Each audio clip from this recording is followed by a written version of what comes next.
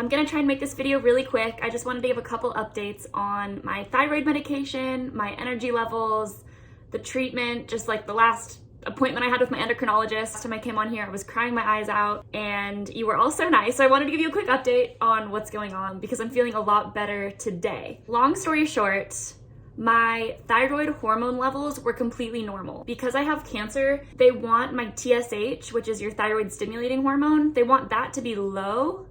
And to make that low, they have to give you extra T4 or levothyroxine or Synthroid. Your thyroid hormone has to be high because that tells your body, hey, do not make more TSH, do not stimulate that.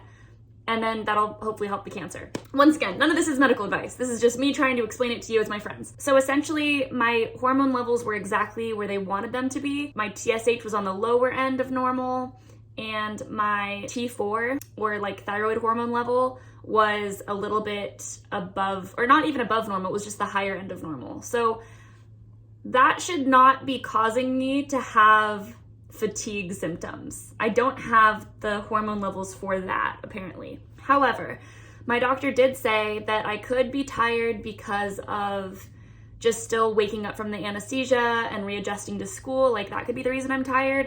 There could be an emotional component, but also she said that some patients, they don't convert T4 to T3, which is like the active version of thyroid hormone. And so it's possible that I'm just not great at converting it. And so that could make me feel tired. And she said that it was probably too soon to try giving me T3 in addition to T4. But the more we talked, she could see that I was just feeling very hopeless. And she said, well, it usually ends up helping about half of my patients. So why don't we just try it and we'll just see how you feel and if it helps your energy level. She lowered my medicine of T4 and gave me T3 in addition to it.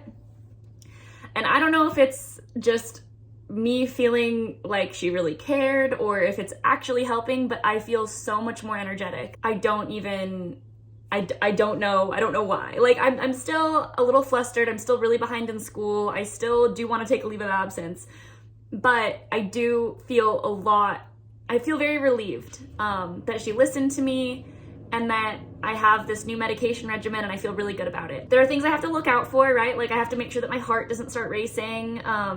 Increasing your amount of thyroid hormone really ramps up your basal metabolic rate, and it can give you, like palpitations. It can make your hands all shaky, but like no tremor. So it seems like things are going well. I also was allowed to stop taking calcium because it looks like my parathyroid glands are totally working. I haven't had any hypocalcemia symptoms, which would be like numbness and tingling around my fingers and toes or around my mouth, and I haven't had any of that, so I don't have to take my Tums anymore. I'm still taking vitamin D because I was vitamin D deficient even before surgery, so I'm just gonna keep taking that, especially because it's the winter and people tend to get more vitamin D deficient in the winter apparently. So those are the updates on my medication. She was super understanding about how stressed I am about school. She offered let me know what I can do to help with your leave of absence. I think that's a great idea if you're okay with it. She really emphasized that she wants me to do what's good for me. And I think that was a really amazing thing for me to experience as a patient, but also to see how she handled that as a doctor.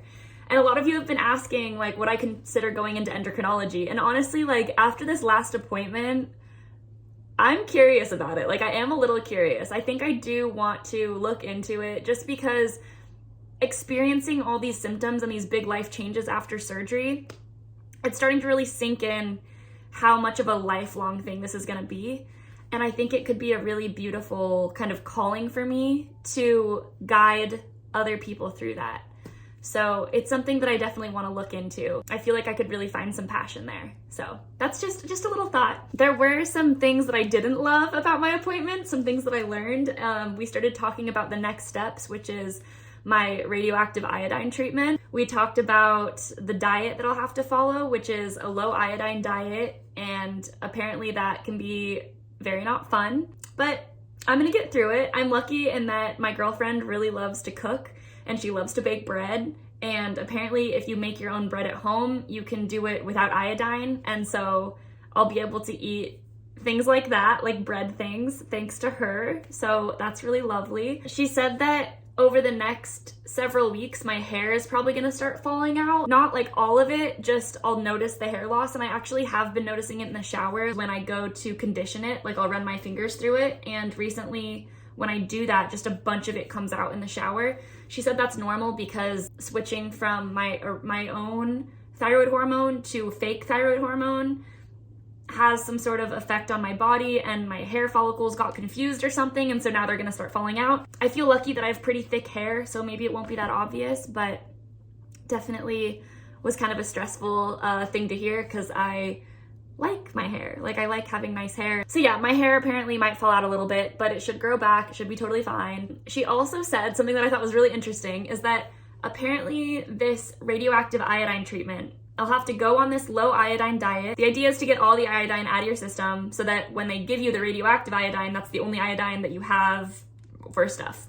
I know there's a better medical explanation than that, but I am talking to you as a friend, not a medical student. I like saying that a million times in these videos. Apparently, I thought that you just go into a room, take a pill, and then you just are at home for a week, and that's just what you do. You have to like not be around people, but you just kind of hang out. Turns out that it is a very intense week as far as going to medical appointments goes. Like she said that it'll be like, it'll start on a Monday and I'll come in and do one thing. Tuesday I'll have to come in and do something else. Wednesday they'll give me the pill. Thursday, Friday, Saturday, Sunday, I'll be at home isolating. And then when I come back the next Monday, Tuesday, I have to come into the hospital again and do other stuff. I don't remember what any of it is. I will take you with me.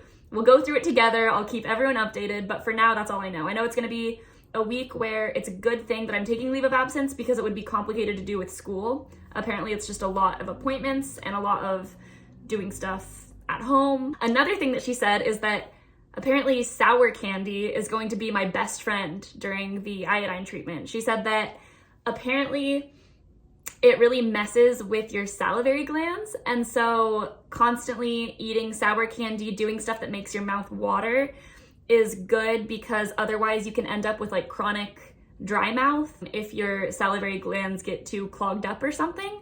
So I would love to hear anyone's favorite sour candies. If any sour candy brands want to sponsor me, I would love to do sour candy reviews during that week. I think that could be like a really fun thing to do, especially on YouTube. I would love to hear all of your favorite sour things to eat, and I will try those. Today is 1 week before my last exam week that I'm going to be doing as a second year med student before my leave of absence. I have an OSCE, which is a standardized patient encounter. I have my neurology block exam, and then I have an OMM practical. And I'm gonna try and just get it all done. I'm feeling really nervous because I'm very behind, but I'm glad that my energy is up for this last week so that I can just focus and pass this exam, and then I'll come back stronger next year. People keep asking what I'm going to do with my gap year. I might do research, I might work. I'm gonna have to work, I'm gonna have to make money. So I don't know exactly what I'm gonna do. That's not my problem right now. My problem right now is passing NeuroBlock, and then I'll deal with that next week. So we're taking it day by day, just trying to do my best, be happy, enjoy my day-to-day as much as I possibly can. I think that's really important, even in times like these. And yeah, I'm feeling good and optimistic about the future. And I'm so excited that there's so many of you that want to come along on this journey now. That's something that is very new, having this little YouTube following. So I'm just so grateful that you're all here and that you're all curious, and I love all of your supportive messages. Let me know if there's any other questions that you have. I can try and get better about answering stuff in the comments. And yeah, I look forward to keeping you updated. I hope you have a great rest of your day.